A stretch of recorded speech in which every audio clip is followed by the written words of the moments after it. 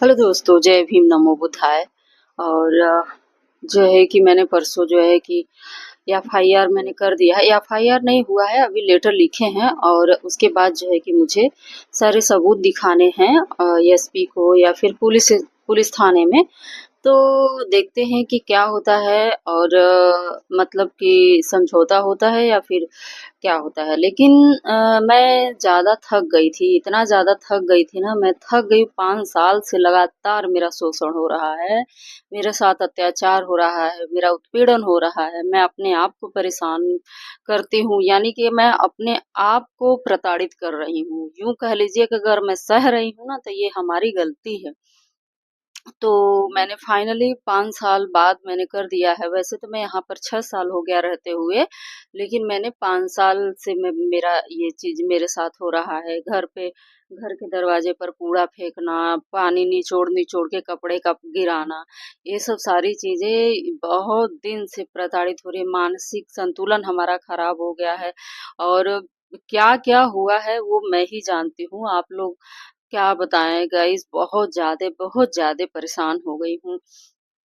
और देखते हैं कि क्या रिएक्शन आता है, क्योंकि इसमें बड़े-बड़े लोगों का हाथ है ना। बड़े लोगों का मतलब यूँ कह लीजिए कि जिस घर में हूँ तो वो जिसका है तो मालिक है डॉक्टर, तो उन्होंने मुझे दिया है। तो मतलब कि मेरे पति नौकरी करते हैं, तो उन्होंने ये घर दिया है हमें। तो पता नहीं किसको ये परेशानी होता है, जानते हैं क्यों परेशानी किस बात के लिए होता है? सिर्फ़ इसलिए क्योंकि मैं एक चमार हूँ और ये है जो कि ब्राह्मण है नीचे, तो उसकी वजह है ये कि मैं ऊपर रहती हूँ, मुझे कोई दिक्कत नहीं होती है, मुझे परेशानी नहीं होती है, मेरा सेपरेट रूम है और मतलब उसका भी है, मेरे से ज़्यादा उसका है, लेकिन एक जलन-जलन ये होता है ना, शांति से कैसे रह रही है, कैसे अपना घर गृहस्थी चला रही है, कैसे अपने बच्चे को ख़्याल कर रही है। वो उसका काम है केवल 4 घंटे तक पूजा करना। पहले सुबह उठेगी तो 4 घंटा उसको लग जाएगा पूजा-पाठ करते हुए, ठीक है? तो बताइए कि आदमी क्या है ये? ये पागलपंथी नहीं तो और क्या है? अपना काम-धंधा छोड़ कर के, सब कुछ छोड़ कर के 4 घंटा लगातार पूजा-पाठ करो।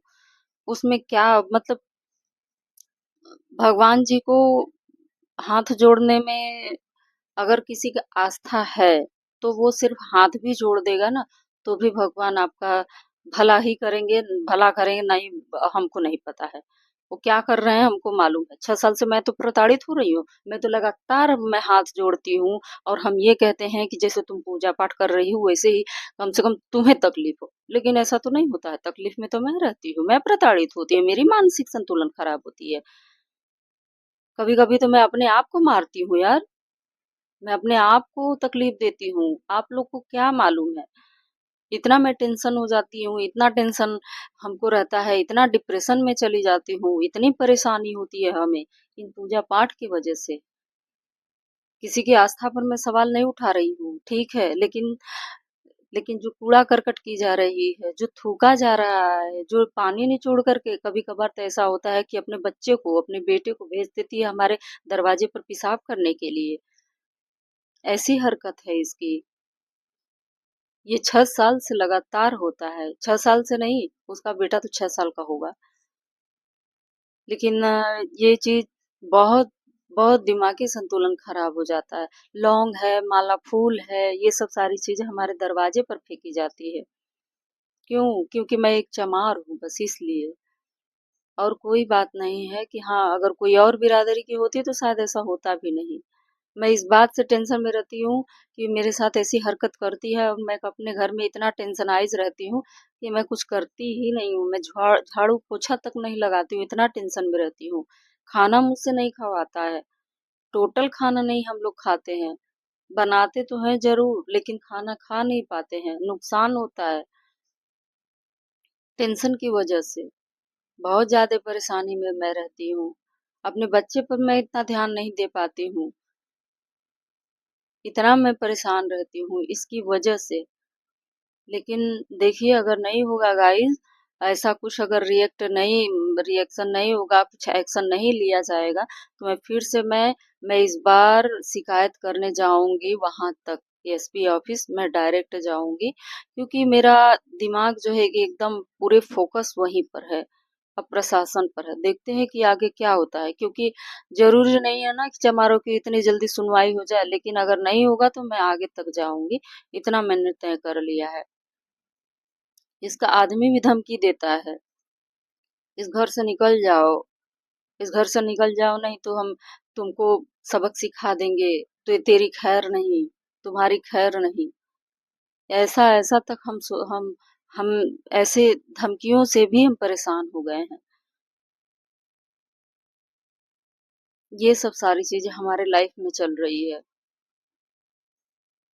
बहुत ज़्यादा दिक्कत में हूँ, बहुत ज़्यादा दिक्कत में, बस आप लोग हमारा एक काम कर दीजिए कि हमारा वीडियो शेयर करिए। शेयर करिए ताकि ये वायरल हो वीडियो। इतना दुनिया में इतना ब्राह्मण परेशान कर रहे हैं, सबका वीडियो वायरल हो रहा है। मैं इतनी तकलीफ में हूँ, 5 साल से तकलीफ में हूँ, तो मेरा तो कोई सुनने वाला नहीं है। मेरा कोई सुनने वाला भी नहीं है। देखते हैं, हाँ, कई बार जो है कि डॉक्टर को शिकायत भी किया गया। शिकायत भी किया गया, लेकिन ऐसा कोई मतलब वो कुछ सुनता ही नहीं है, सुनता ही नहीं है। अपने काम से मतलब रखता है। जो डॉक्टर है ना, वो अपने काम से ही मतलब रखता है। क्या हो रहा है स्टाफों के लाइफ में, क्या नहीं हो रहा है, अब वाक़ई में उससे क्या मतलब है? लेकिन ज़िम्मेदारी तो है ना, घर आपने दिया है, अगर लड़ाई-झगड़े हो रहे हैं तो ज़िम्मेदारी आपकी है। कोई अगर हमें तंग कर रहा है, हमारी परेशानी है तो ज़िम्मेदारी आपकी है, उस पे एक्शन लेना चाहिए आपको, लेकिन वो नहीं लेता है, मना भी नहीं करता है, क्योंकि वो खुद ब्राह्मण है। और हाँ, लेकिन ये है कि उसके अंदर कोई जातिवाद तो मुझे लगता है कि नहीं है, अगर होगा तो फिर